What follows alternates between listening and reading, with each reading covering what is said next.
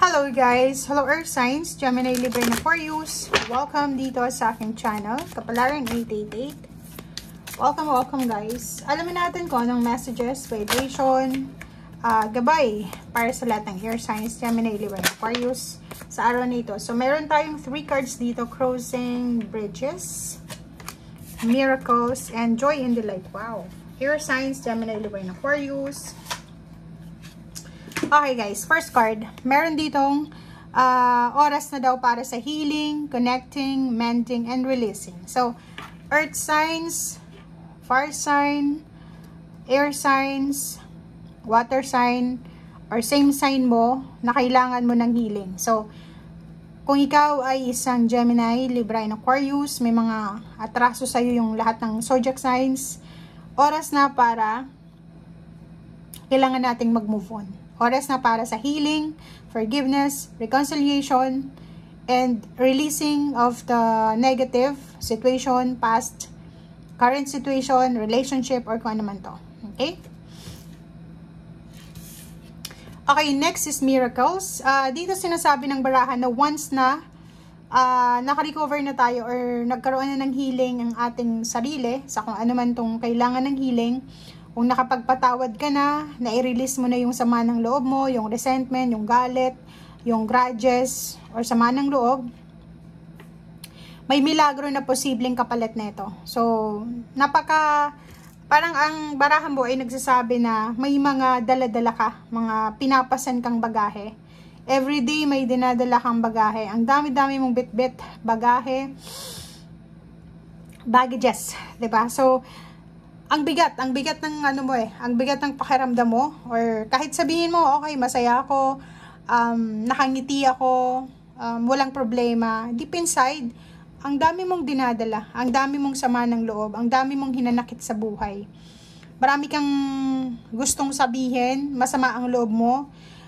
Sa araw na ito, oras na para i-release mo yan. Kasi once na na-release mo yun na yan, posibleng isang milagro ang dumating sa'yo. Kasi 'di ba?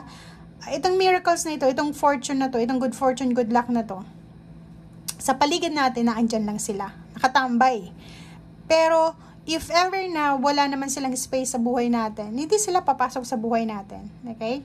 Imagine mo yung bahay mo na punong-puno ng basura. Like common, 'di ba? Like isipin natin, naglagay tayo ng mga basura sa loob ng bahay natin, or suffocated na yung bahay natin. Tapos, may gustong magbigay sa'yo ng brand new na appliances. Wala, gusto lang niya. Hindi niya yun maibibigay sa'yo kahit gustuhin man niya or gusto mo, kasi saan mo yun ilalagay?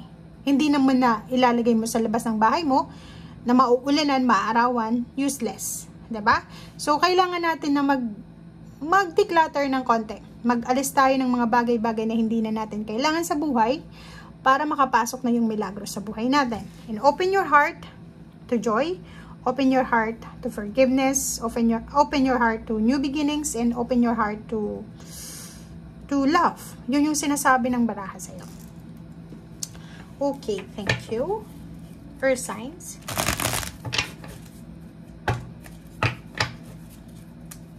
Oh.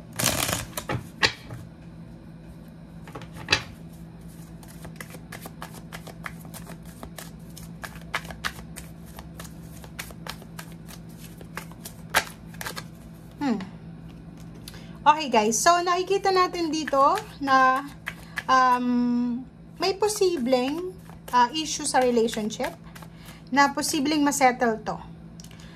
Sinasabi ng Barasir dito na may mga problema kayo, like kung ikaw ay may karelasyon, may ka-business partner, or kung sino man tong may commitment sa inyo, parang ang dami-dami yung obligation sa buhay na kailangan yung i-settle siya sa araw na ito. Pag-usapan.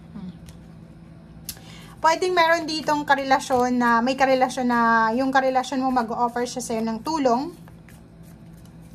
para mas magaan itong mga dinadala mong bagahe.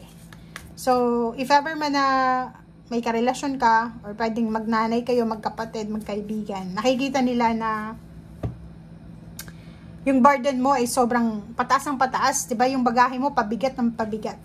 So, pwedeng sa araw na ito, may tutulong sa'yo. May mag-o-offer sa'yo ng tulong, or pwedeng may mag-o-offer sa'yo ng advice para mas gumaan yung mga dinadala natin. Okay.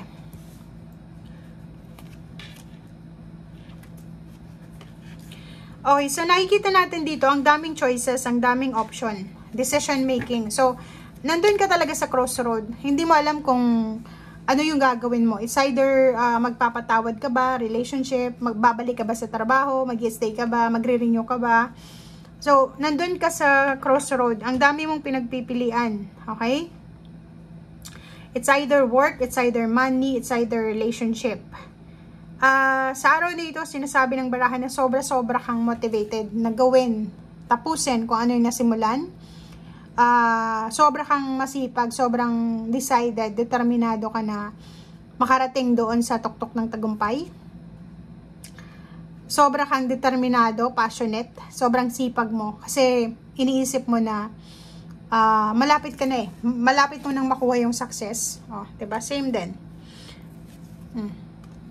Kasi kung makikita mo dito, ang focus nyo is, yung iba may kasal, makagraduate, makapagpatayo ng bahay, makabuo ng perfect family, maayos yung pamilya, financial man siya or emotional, magkaroon ng mga pagkakasundo.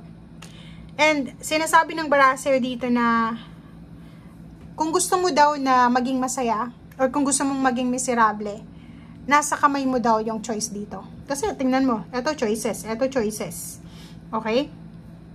Sinasabi ng baraser dito, yung focus mo is tungkol sa stability. Stability ng relationship, ng work, ng business, ng money. Malaking halagang pera, yung gusto mo. May iba din sa inyo na gusto nyo ng masaya. Kaso lang may iba sa inyo dyan na masyadong unrealistic yung kasayahan na inilalagay nila sa isip nila. Okay? So, especially yung mga Gemini siguro, Gemini and ibang Aquarius, iba din na Libra. Kailangan yung maging realistic. Like, may plano kayo sa buhay, may minamanifest ka. Make sure na realistic itong goals na to. Kasi pag hindi yan realistic, madidisappoint ka, may stress ka, madidepress ka. Kailangan yung totoo lang, yung ano lang, yung kayang maabot lang natin. Okay? May kasabihan na hindi masama yung mangarap, pero kung gusto mo ng tahimik na buhay, peaceful, harmonious, bakit mo pahihirapan yung sarili mo na mangarap ka ng sobra-sobrang taas na alam mo naman na hindi mo kaya? Diba? So, hindi masama yung mangarap kasi libre lang mangarap eh. Pero yung energy mo, yung efforts mo, limited yan eh. Kasi hindi habang buhay bata ka, hindi habang buhay malakas ka.